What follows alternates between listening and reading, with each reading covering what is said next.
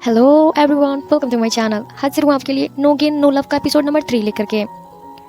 Drama का start वहीं से होता है जहाँ पर योंग को लगा था कि किम हैंडसम नहीं है, मगर जब वो देखती है तो बहुत ही ज्यादा शॉक हो जाती है। वो सोचती है कि आखिर कोई इंसान इतना ज्यादा हैंडसम कैसे दिख सकता है। उस स्टाफ ने और एरिंग ने तो पहली बार इतने हैंडसम लड़के को देखा था। वो दोनों तो वाकई में बहुत ही ज्यादा शौक में थी। एरिंग पछता रही थी कि ये इसको शादी से पहले क्यों नहीं मिला। तभी किम योंग को मैडम कहके बुलाता है। एरिंग तो उसको देख के बहुत ही ज्यादा खुश हो जाती है और कहती है ये आपका पेट नेम रखा है इसने, बहुत ही ज्यादा ऑसम है। फिर वो अपने हस्बैंड के पास जाती है और कहती है बेबी तुमने मुझे कोई पेट नेम नहीं दिया, प्लीज मेरा भी कोई नाम रख दो। फिर उसका हस्बैंड बोलता है बेबी तुम बहुत ही ज्यादा क्यूट और समझदार लड़की हो, तुम्हें किसी पेट नेम की जरूरत नहीं है। उसका हस्बैंड कहता है बेबी ये सारी चीजें तो छोटे लोग करते हैं।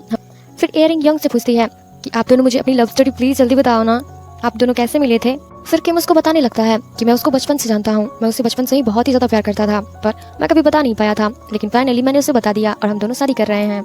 यंग जब बाहर आती है तो किम भी बहुत ही ज्यादा भड़क रही होती है और कहती है तुमने मुझे बताया क्यों नहीं कि तुम इतनी ज्यादा गुड लुकिंग हो, तुम्हें कुछ तो बताना चाहिए था, तुम बहुत ही ज्यादा मस्त लग रहे थे उस टाइम में, तुम्हें तो लोग भूलेंगे भी नहीं, बताओ आखिर तुम इतने हैंडसम क्यों हो। तभी वहाँ पर एक लेडी आती है और वो कहती है तुम्हारा होने वाला हस्बैंड इतना ज्यादा अगली दिखता है और तुम उससे इतना हैंडसम बोल रही हो, तुम कैसे बोल सकती हो कि ये हैंडसम दिख रहा है, जरा देखो इसको, ये कितना ज्यादा अगली दिखता है। मेरी बात मानो तो तुम इसके साथ रहना बंद कर दो, तुम इससे शादी मत करना वरना लोग तुम्हारा मजाक उड़ाएंगे। फिर योंग उनको समझाने लगती है और कहती है अरे आप लोगों को नहीं पता है, थोड़ी देर पहले वो जब सूट में था इतना ज्यादा हैंडसम लग रहा था कि वहाँ की स्टाफ तक इस पे फिदा हो गई थी, ये तो इसका नकली रूप है। मालूम नहीं ये लेडी कौन थी। ये फालतू बोलकर वहाँ से जाने लगती है। खैर इन सारी चीजों के होने के बाद योंग कैफे में जाती है और अपने लिए 2 कॉफी ऑर्डर करती है। ये एक कॉफी पी जाती है और दूसरी पीने लगती है। फिर वहाँ पे किम आता है और बोलता है ये कॉफी तुम्हें अच्छी नहीं लगेगी, तुम दूसरी coffee P low. Yong Kim से पूछती है जब तुम इतने हैंडसम हो तो फिर अपना फेस छुपाते क्यों हो, तुम्हें तो लोगों को दिखाना चाहिए कि तुम इतने ज्यादा गुड लुकिंग हो। फिर किम बताता है कि ऐसा क्या था। फिर योंग उसको बताती है कि वो 6 महीने के बाद नहीं थी, जब मैंने उससे ब्रेकअप किया था उससे 1 महीने पहले ही मिला था और उन दोनों का चक्कर पूरे 1 साल से चल रहा था। वो 1 नंबर का कमीना था, मेरे साथ चीट कर रहा था। फिर योंग उससे पूछती है कि तुम्हें उसके बारे में कैसे पता। तो फिर किम उसको बताता है कि जब तुम ज्यादा पी लिया करती थी तो मेरे दुकान के सामने आके ड्रामा करना स्टार्ट कर देती थी, जिसके बाद मुझे तुम दोनों के बारे में पता चला। मैं अंधा नहीं हूँ, मैं सब देखा करता था और मुझे सारी बातें याद रहती हैं। होता है और हमें यूजी और उसकी वाइफ को दिखाया जाता है। यूजी ड्राइव करते हुए सोच रहा था कि किम और योंग एक दूसरे को बचपन से जानते थे और किम उसको बचपन से प्यार करता था, यानी कि योंग मेरे साथ चीट कर रही थी और यही रीजन था कि वो मुझसे ब्रेकअप करना चाहती थी। इधर उसकी वाइफ ये तो किम के बारे में सोच सोच के बहुत ही ज्यादा एक्साइटेड हो रही थी। वो तो कह रही थी कि बेबी तुम्हें पता है जब मैंने उसको देखा था मैं तो उसे देखती रह गई थी, वो कितना ज्यादा गुड लुकिंग है ना। ये बात सुनने के बाद यूजी तो उसको गाली दे देता है। फिर उसकी वाइफ पूछती है बेबी तुमने अभी गाली दिया, ओह तो तुम जेलस हो रहे थे, मुझे पता है मैंने उसकी तारीफ की जिसकी वजह से तुम उससे जल रहे हो, प्लीज ऐसा मत सोचो, मैं सिर्फ तुम्हारी हूँ। इसके बाद क्या था, यूजी बोलता है हाँ बेबी मैं ऐसा ही सोच रहा था, मैं नहीं चाहता कि तुम किसी और की तारीफ करो, मैं तुम्हारा हस्बैंड हूँ, तो तुम्हें हर वक्त मेरे बारे में सोचना चाहिए ना कि किसी और लड़के के बारे में। फिर हमें बॉक की मॉम को दिखाया जाता है जो भी नॉवेल पढ़ रही थी, यानी कि वो 18+ वाला नॉवेल पढ़ रही थी। वो तो उस ख्यालों में एकदम खो ही जाती है और बहुत कुछ फील करने लगती है। तभी उनका बेटा बॉक आ जाता है और पूछता है मॉम आप क्या रीड कर रही हो। तो फिर उसकी मॉम एकदम ठीक हो जाती है और बोलती है कॉन्सर्ट होने वाला है ना, तो तुम्हें पता है ना कि तुम्हें सिंगल लड़कियों को लेकर आना मना है। इन्हीं बातों से हमें पता चलता है कि बॉक के जो डैड हैं वो बहुत ही ज्यादा एकदम अजीब इंसान है, मतलब वो उसकी मॉम को चीट कर रहे थे, एकदम हरामी टाइप है, यानी कि उनका अफेयर भी चल चुका है और वो लड़कियों पर गंदी नजरें डालते हैं, जिसकी वजह से उसने एक रूल रखा है कि वो किसी भी अनमैरिड लड़की को अपने पास काम के लिए नहीं रखेगा। यही सारी बातें सोचने के बाद उसकी मॉम तो वो बहुत ही ज्यादा गंदा फील करती हैं अपने हस्बैंड के बारे में कि वो कितना ज्यादा हरामी है। फिर बॉक की मॉम कहती हैं अपने बाप की तरह मत बन जाना, तुम्हारा बाप 1 नंबर का अय्यासबाज और छिछोरा टाइप का है, मैंने तुम्हारी परवरिश इसीलिए इस तरह से करी है ताकि तुम लड़कियों को गंदी नजरों से ना देखो, उन्हें इज्जत से देखो, उनके साथ प्यार से बात करो और जितना हो सके अनमैरिड लड़कियों से दूरी रहा करो। खैर सीन दिखाया जाता है जब बॉक और उसका असिस्टेंट और हमारी योंग लिफ्ट में होती है। योंग अपनी शादी के कार्ड्स को बांट रही होती है। तो फिर बॉक पूछता है कि तुम इस बॉक्स में क्या लेकर जा रही हो और अभी तो काम का टाइम है ना, तुम क्या कर रही हो। फिर योंग बताने लगती है कि मेरा वेडिंग है इसीलिए मैं सभी लोगों को गिफ्ट और कार्ड्स बांट रही हूँ ताकि वो मेरे शादी में आए और आप भी प्लीज जरूर आइएगा। बॉक तो मना करने ही वाला होता है शादी में आने के लिए, लेकिन तभी इसका सिक्योरिटी बोलता है कि हाँ हाँ हम जरूर आएंगे। फिर क्या था, योंग तो उन दोनों को कार्ड दे देती है और कहती है प्लीज आप लोग जरूर आइएगा मेरी शादी में। फिर बॉक बोलता है तुमने मुझे कार्ड दिया इसका मतलब मुझे तुम्हारी शादी में गिफ्ट लेकर आना होगा। तो फिर योंग मना करती है और कहती है नहीं नहीं आप मेरे शादी में आइएगा, इससे बढ़कर मेरे लिए और कुछ नहीं हो सकता है, आप प्लीज जरूर आइएगा और वैसे भी आपकी कंपनी की तरफ से मुझे बहुत कुछ मिलेगा, इसीलिए आपका बहुत धन से बोलता है कि मेरी तरफ से तुम शादी में चले जाना और उनको गिफ्ट दे देना। फिर उसका असिस्टेंट पूछता है बॉस आप शादी करने के लिए और बच्चे पैदा करने के लिए इतने सारे पैसे क्यों देते हो। तो फिर बॉक बताता है ताकि लोग प्लान करें अपनी शादी के बारे में, वो शादी करें और बच्चे पैदा करें, उनके ऊपर प्रेशर पड़े ताकि वो मेरी कंपनी में बहुत अच्छे से दिन रात काम करेंगे अपनी, और हमारी कंपनी को ऊपर उठाने के लिए बहुत मेहनत करेंगे और इससे हमारा ही फायदा होगा ना कि किसी और का। तो फिर इसीलिए मैं ये सारी चीजें करता हूँ। दूसरी तरफ सीन शिफ्ट होता है और यहाँ पर योंग ने तो अपनी शादी के बारे में सभी लोगों को बता भी दिया था और कार्ड्स भी बांट दिए थे। फिर योंग इन सब के बाद योंग मीटिंग में जाती है और उसकी कलीग पूछती है कि एक बात बताओ, तुम शादी में अपनी इतनी बिजी हो गई हो कि कार्ड में लग नहीं दिया है। जब वो बहुत ज्यादा हैंडसम और सेक्सी है तो फिर तुमने उसका फोटो क्यों नहीं लगाया। तो फिर योंग एरिन की तरफ देखने लगती है और एरिन कहती है सॉरी मुझे माफ कर देना, वो इतना ज्यादा गुड लुकिंग है कि मेरे मुंह से निकल गया, मैं बता नहीं मैं। फिर योंग बहाने लगती है और कहती है मेरा दूल्हा बहुत ज्यादा गुड लुकिंग है और ये तुम सबके लिए एक सरप्राइज है, तो फिर इस सरप्राइज का वेट करो वेडिंग के दिन। तुम है कि अच्छा योंग एक बात बताओ, तुमने उसे प्रपोज किया कि उसने तुम्हें प्रपोज किया। फिर योंग याद करने लगती है और कहती है प्रपोज तो मैंने उसको किया था। फिर वो झूठ मूठ का बहाना मार देती है और कहती है उसने मुझे प्रपोज किया था। बिल्कुल भी नहीं। फिर एरिन बोलती है आप तो बहुत ही ज्यादा लकी हो, आपको इतना ज्यादा हैंडसम और गुड लुकिंग लड़का मिला है और वो भी आपको बचपन से प्यार करता है, इससे बड़ी बात और क्या हो सकती है। तभी सब लोग याद को देखने लगते हैं जिसमें उसने रिंग नहीं पहना होता है। तभी सब लोग पूछने लगते हैं कि तुम्हारी रिंग कहाँ पर है। फिर लगता है क्यों योंग, तुम्हारा बॉयफ्रेंड इतना गरीब है कि तुम्हें एक रिंग भी नहीं दिला सकता है। बेचारा प्रपोजल को एक्सेप्ट भी कर लिया, वो भी बिना अंगूठी के।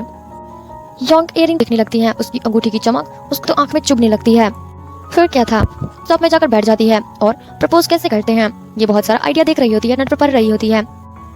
फिर वहां पर की मातार कहता है देखो तुम्हारी वजह से कस्टमर आना बंद हो गए हैं, तो प्लीज अपने घर चली जाओ। तो फिर योंग कहती है तुम मुझे प्रपोज करोगे। फिर किम कहता है क्या, मैं तुम्हें प्रपोज नहीं करने वाला हूँ, समझ में आया तुम्हें। फिर क्या था, और शादी के लिए मना रही हो, वो भी फेक शादी के लिए। फिर योंग उसको देखो जब हम किसी की शादी में जाते हैं तो हम बहुत सारा गिफ्ट लेके जाते हैं और अपने पैसे बर्बाद करते हैं और बहुत सारा टाइम वेस्ट भी होता है और ऊपर से उनकी डेटिंग की वीडियो देखनी पड़ती है जो मुझे बिल्कुल भी अच्छा नहीं लगता। लेकिन दूसरे लोगों ने मुझे अपनी वेडिंग की पिक्चर्स और वीडियोस दिखाई हैं, तो फिर मुझे भी दिखाना चाहिए। और मैं नहीं चाहती कि किसी को हमारे बारे में शक हो, मैं चाहती हूँ सब लोगों को पता चले कि तुमने मुझे प्रपोज किया था और हम दोनों खुशी खुशी शादी कर रहे हैं, तो फिर तुम मुझे प्रपोज करने वाले हो। फिर किम को तो गुस्सा आ जाता है, वो उसका हाथ पकड़ता है और दुकान से बाहर करने वाला होता है। तभी वो उसका कसकर हाथ पकड़ लेती है और कहती है यार एक कैंडल ही जलाना तो है और प्रपोज करना है, बस बोलना है आई लव यू, मैं तुमसे शादी करना चाहता हूँ, और क्या है। कहती है सारा इंतजाम मैं कर दूंगी, सारा खर्चा भी मैं कर दूंगी, तुम्हें बस अपने घुटनों पे बैठना और मुझे प्रपोज करना है शादी के लिए और एक रिंग पहनानी है। तो मगर किम तो बिल्कुल भी मान नहीं रहा था, वो तो गुस्सा ही किए जा रहा था उस पर। मगर योंग थी, वो तो बार बार बोली जा रही थी। तो फिर किम उसको बोलता है कि अगर तुम इस तरह बिहेव करोगी तो मैं तुमसे शादी नहीं करने वाला हूँ, और अभी मैं बोल रहा हूँ मैं तुमसे शादी नहीं कर पाऊंगा। फिर योंग देखो अगर तुम मुझसे शादी नहीं करोगे तो फिर हमारे बेबी का क्या होगा, मैं कैसे उसको अकेले संभालूंगी, तुम ही बताओ। फिर वहाँ पर जो लड़के होते हैं तो किम के बारे में गंदा गंदा बोलने लगते हैं कि एक प्रेग्नेंट लेडी को छोड़ के जा रहा है अपनी जिम्मेदारियों को छोड़कर। उनको लग रहा होता कि योंग प्रेग्नेंट है और उसके बेबी का बाप कोई और नहीं बल्कि किम है। वो लोग बोलते हैं तुम्हें शर्म नहीं आता अपनी रिस्पॉन्सिबिलिटी से भागते हुए। फिर क्या था, योंग तो बहुत ही ज्यादा रोने लगती है। फिर योंग तो बहाना मारकर रोने शादी के बाद हम दोनों बेबी को अच्छे से संभालेंगे, अब तुम मुकर रहे हो अपनी बात से। तभी वहाँ पर वो बेबी तभी बल्कि ये बिल्ली थी। जब लोगों को पता चलता है तो वो तो अपना सर ही पीटने, जब लोगों को फिर कहते हैं हे भगवान। नेक्स्ट डे तो लगती है जैसे कि कोई उसको खिला रहा हो और घूमने के लिए साथ जा रहा हो। वहाँ पर जो लोग बैठे होते हैं इसके बिहेवियर को देख करके वो तो काफी ज्यादा अजीब, पर योंग को तो कोई भी फर्क नहीं पड़ता लोगों की बातों से। वो पार्क में भी ऐसे ही शूट कर रही होती है जैसे मानो कोई उसका हाथ पकड़ के उसका वीडियो बना रहा हो। फिर वो स्टोर में भी बिल्कुल ऐसे ही करने लगती है। वहाँ पर जो लेडी काम कर रही होती है वो तो इसको पागल ही समझती है। फिर जब वो घर आती है तो अपनी बहनों को वो वीडियो दिखाती है। फिर उसकी दोनों बहनें कहती हैं वीडियो तो सही है मगर ये बिल्कुल रियल नहीं लग रहा है, ऐसा लग रहा है कि कोई तुमसे जबरदस्ती करवा रहा हो, तुम्हारी आंखों में प्यार तो नहीं आ रहा है, सिर्फ तुम ही नजर आ रही हो, यहाँ तक कि उसका आवाज भी सुनाई नहीं दे रहा है। तो फिर लोगों को कैसे यकीन दिलाओगी कि ये वीडियो उसने ही बनाया है और वो तुम्हारे साथ था। फिर हमें रात का सीन दिखाया जाता है जिसमें किम अपने बेड पर लेटा हुआ था, उसको एक कॉल आता है और उसको एक लड़की बुलाती है। फिर वो कहता है मैं नहीं आने वाला हूँ वहाँ पर, और वैसे भी मेरी शादी हो रही है तो फिर प्लीज मेरे साथ। और वैसा था अब हमें पता तो नहीं होता है कि किम किससे बात कर रहा होता है इस है, और उसे एक रिंग पसंद आता है। फिर वो तो खरीद ही लेती है, मगर जब उसकी स्टाफ पूछती है कि आपने अपने हस्बैंड के लिए नहीं लिया तो फिर वो एक एंड पे ले लेती है कुछ दिनों के लिए। फिर योंग में जाती है, जब से अंदर जाती है बाहर से कोई गेट को लॉक कर देता है, वो अंदर घबराने लगती है। फिर उस कैंडल का पीछा करते करते वहां तक जाने लगती है। फिर इसे पता चलता है कि किसी ने तो इसको प्रपोज किया है, और उसको कोई और नहीं बल्कि किम ने उसको प्रपोज किया था, वो भी उसकी फेवरेट चालीस से जो उसको बहुत ज्यादा पसंद था। योंग ये चीज देखने के बाद वो तो बहुत ही ज्यादा खुश हो जाती है और उसके चेहरे पर एक बहुत ही आवाज देता है। वो पीछे घूमती है और इन दोनों ने अपनी वीडियो बना ली होती है, जिसके बाद योंग बोलती है तुमने बहुत मेहनत की होगी ना, होगा ना, फिक्र मत करो, मैं तुम्हें फिक्र मत करो।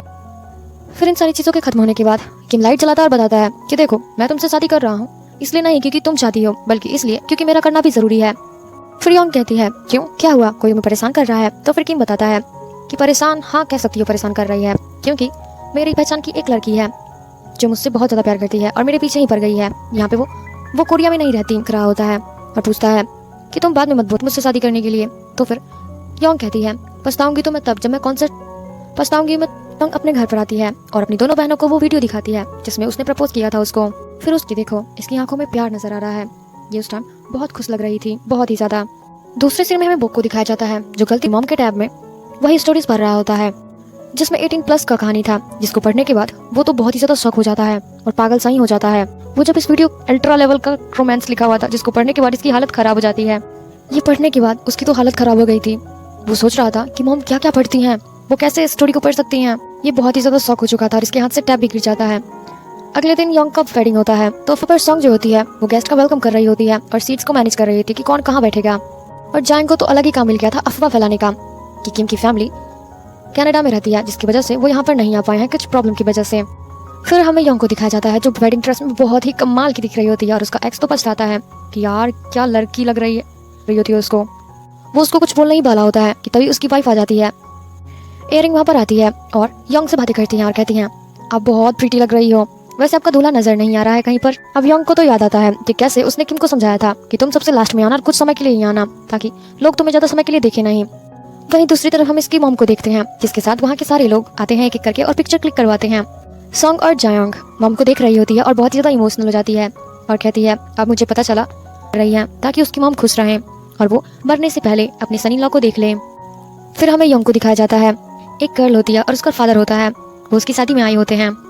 उन दोनों को देखने के बाद योंग को अपने डैड की याद आने लगती है और इसके बाद हम पहली बार योंग को फादर यहाँ पर योंग अपने यहाँ पर और वो घर नहीं जाना चाहती थी क्योंकि उसकी मॉम हर रोज कोई ना कोई एक बच्चा लेकर आ जाती थी जिसकी वजह से उसको जो मॉम का अटेंशन मिलना चाहिए था वो किसी और बच्चे को मिल जाता है।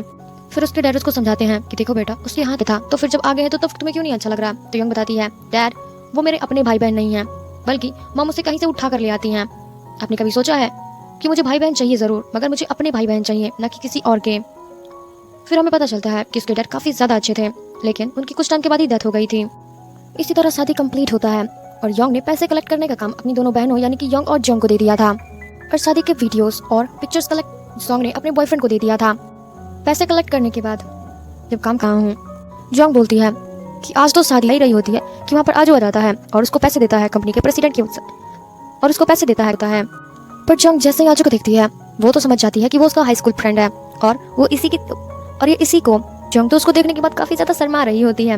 दूसरी तरफ हमें बोक को दिखाया जाता है जो स्टोरी पढ़ने के बाद बहुत ही गंदे गंदे कमेंट्स कर रहा था उस स्टोरी पर।